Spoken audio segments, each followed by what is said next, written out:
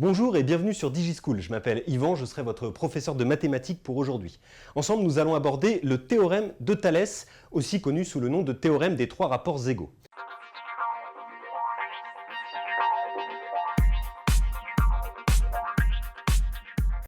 Le théorème de Thalès tire son nom de son découvreur, Thalès de Milet, qui était un savant et philosophe grec qui a vécu aux alentours de 600 avant Jésus-Christ, et qui a découvert cette propriété qui lui a servi notamment, selon la légende, à mesurer la hauteur de la grande pyramide de Khéops à Gizeh en Égypte.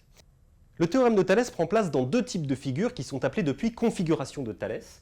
La première, qui est à gauche, s'appelle la configuration triangle, et la deuxième, à droite, s'appelle la configuration papillon. Elles ont toutes comme point commun d'avoir deux droites sécantes en A qui vont rencontrer deux droites MN et BC qui doivent nécessairement, pour pouvoir appliquer le théorème de Thalès, être parallèles. Et ça, c'est vraiment la condition très importante à retenir pour pouvoir appliquer le théorème de Thalès. Il est nécessaire d'avoir deux droites parallèles.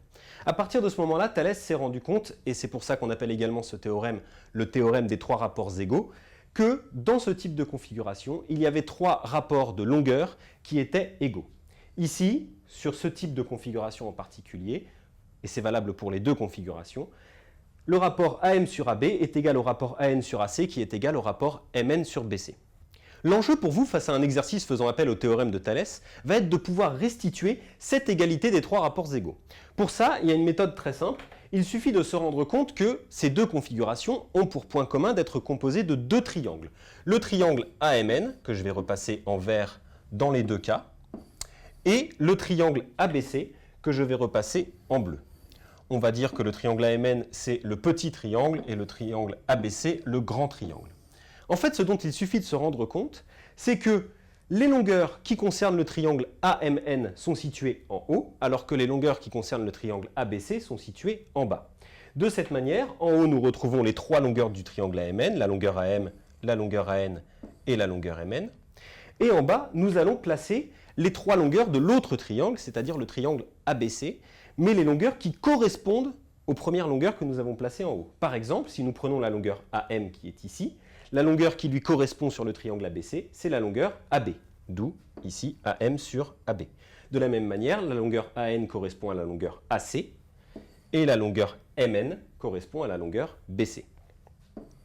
On le retrouve également sur la deuxième configuration, la configuration dite papillon, même si c'est un petit peu moins évident à voir. Là où il ne faut pas se tromper, c'est qu'à la longueur AM correspond non pas la longueur AC ici, mais bien la longueur AB ici, celle qui est dans le prolongement. Voilà donc cette méthode qui vous permettra de retrouver cette égalité des trois rapports égaux, quel que soit l'exercice et quelle que soit la figure à laquelle vous allez vous retrouver confronté. Voyons donc immédiatement un exercice d'application qui va faire appel à ce fameux théorème de Thalès. Ici, on vous donne un schéma et on vous dit que sur ce schéma, les droites TS et VU sont parallèles et on vous donne AS égale 5 cm, AU égale 7 cm et AT égale 4,2 cm. La question est de calculer la longueur AV. Face à ce genre de situation, pas de doute possible, c'est nécessairement un théorème de Thalès puisque nous avons ici une configuration qui ressemble à la configuration triangle que nous avons vue dans la diapo précédente et on vous dit dans l'énoncé qu'il y a deux droites parallèles, condition impérative d'application du théorème de Thalès.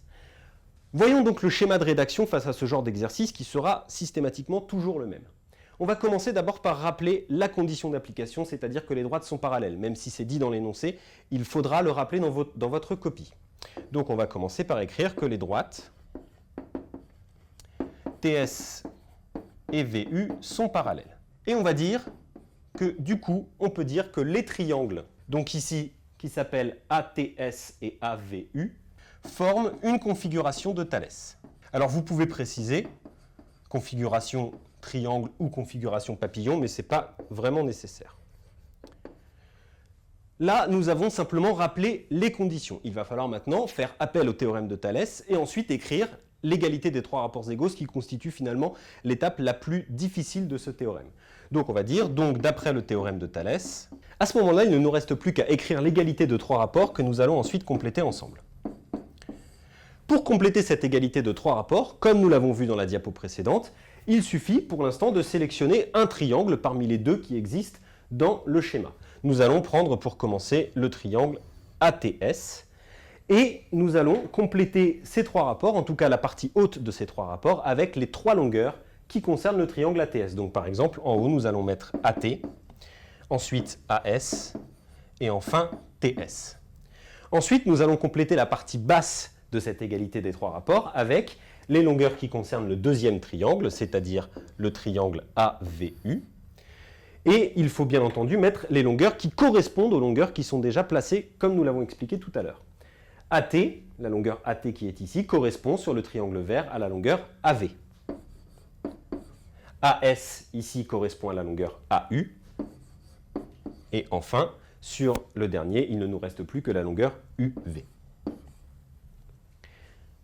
Arrivé à cette étape, vous avez fait finalement le plus difficile concernant un exercice qui fait appel au théorème de Thalès. Il va nous suffire maintenant de remplacer les longueurs dont on connaît la mesure par leur valeur numérique. Donc rien de plus simple, vous regardez dans l'énoncé, on vous dit AT égale 4,2 cm, donc on va remplacer AT par 4,2. AV, nous n'allons pas le remplacer puisque c'est ce qu'on vous demande de calculer. Et puis ensuite, on vous dit AS égale 5 et AU égale 7. Nous n'avons aucune information sur TS et UV, autrement dit, le rapport TS sur UV ne nous sert à rien, donc on ne va pas s'en servir pour la suite des calculs.